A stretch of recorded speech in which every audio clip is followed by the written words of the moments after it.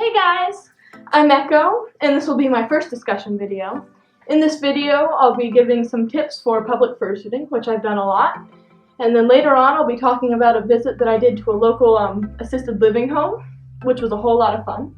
So, without further ado, let's go. Public fursuiting isn't nearly as scary as people think it is. Everyone expects to be treated badly or have everyone hate them, but I've actually been treated worse at conventions. It was at a convention that somebody grabbed me by my ears and almost ripped my head off, and I mean my real one. It was at a convention that I had some drunk person grab my butt. It was at a convention that someone who meant well tackle hugged me, or glomped if we're using those terms. And that's only cute if no one gets hurt.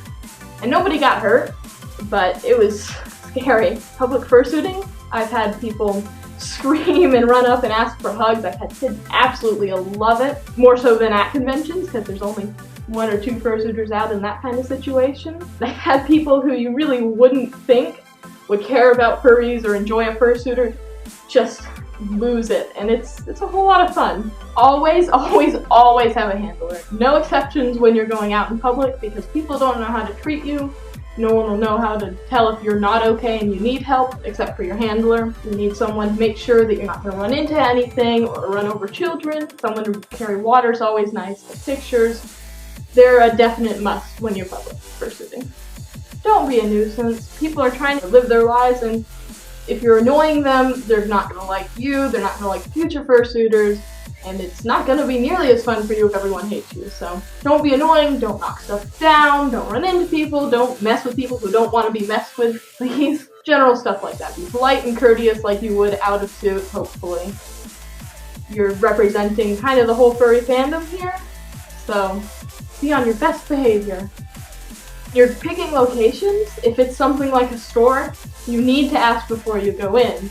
A lot of stores won't take so kindly to someone in a mask where they're completely anonymous, just showing up in their store and walking around. Some won't allow pictures or videos. Make sure you know what's going on before you go in. If you're going somewhere like a nursing home or a hospital, you need to make a call way ahead of time and have it planned out so they know what you're doing and you know what you're doing. If it's somewhere public like a park, then you're probably okay. You could check on the rules to make sure you're allowed to be there in a mask, but other than that, you should be good. Be safe. Always have water on hand. Bring a handler, like I said before, at all times. And don't be afraid to break character if your health is in danger. As scary as it might seem to see a fursuiter decapitate themselves, it's going to be worse to see a fursuiter collapse. Do what's best for you, know your limits. Under no circumstances should you go outside on an exceptionally hot day. Just wait. No matter how long you might have to wait, it's not going to be worth it. This is probably one of the biggest things that you're going to encounter while fursuiting in public, is children. If the parent doesn't want you to interact with the kids, don't interact with them. You don't want to encroach upon the parent's authority. If they don't like you, or don't want some random person in a costume messing with their kids, respect that, please. You can wave at the kids as they leave or something, but don't walk up to a kid when the parent obviously doesn't want you interacting with them. Kids won't be as familiar with you as fursuiters in general in public, because at conventions they've seen a lot of them already, and that'll make you even more magical and exciting, or even more terrifying. A good way to go about interacting with kids is to get really low and kind of cover your face a little bit and then stretch your hand out as far as you can. And I find that they come up towards you more easily that way, and once they warm up, they love you and they'll give you hugs or high fives or whatever. Don't pick up children. Your paws are slippery, the child may move, it's hard to get away from the cops in a fursuit, you know, all the usual. You're going to encounter some people who don't like you or think you're weird. Maybe they've heard of furries, maybe they haven't. Let these people be part of the fun. Don't let it get to you. I think the expressions on these people's faces are the absolute funniest. It's really fun to watch the people who want to pretend that the giant, colorful dog doesn't exist as they walk by you.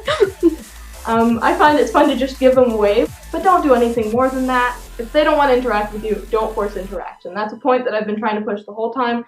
Don't force interaction upon people who don't want to interact with you. If they're trying to hurt you or your suit, break character, get help, make some noise, whatever you need to. Hopefully your handler's already got it under control by that point. It's not worth hurting yourself or your suit to stay in character. Overall, be safe, be mindful of yourself and others, and just have fun. I mean, you know the drill. Next up, I'm going to talk about my experience at Glen. This will be a short bit, but it was kind of important to me because I enjoyed it so much and it was kind of heartwarming. So here we go. At the local assisted living home that I went to, I was actually really nervous about going because I hadn't interacted with people of this age, so I didn't know what to expect. But once I got there, people loved me. They had so much fun interacting with me. I had several women who, if I would do this or give a gesture or whatever, would repeat it back to me, and it was so much fun to see the smiles lighting up everyone's faces and in the room. I got some hugs and some high fives. It was a wonderful time, and I could tell it really made some people's days, and it certainly made my day. This is the conclusion of my video. This was my first one, so please give me some feedback in the comments. But I had a whole lot of fun, and I hope you guys did too. Thank you, bye! First. Okay, you say nobody wants to watch him die, and then you pretend to kill yourself. Are you ready? For what? To start! Start what? The show! Oh! My hands up high, my feet down low, and this is how I start the show. Her hands up high, her feet down low, and this is how she starts the show. Start the show. Start the show. Start the show. Start the show. Okay. Get out of here. I'll give you a hug. No! Don't hurt me. I was gonna hit you. No! You can't see it, but I'm dying inside. No! Ow! I felt that. That was the point. Rude. Weird as it might seem. Move, paparazzi, stop! Paparazzi! I keep starting with What? It's Okay, this is at the end because I wanted it to be kind of a surprise for him, but special thanks to Blink the Wolf, I'll put his YouTube in the description, for helping me so much throughout this video. He's probably going to be editing some of it, although I haven't done that yet. And he's helped me with so much planning and knowing what to do and how to do it and support. Thank you! And also a special thanks to my friend behind the camera, who we're going to call the part-time mermaid for reasons unknown but to us. Wave high or something. You don't have to get all the way in. That is the best wave I've ever seen. Okay. Bye for realsies!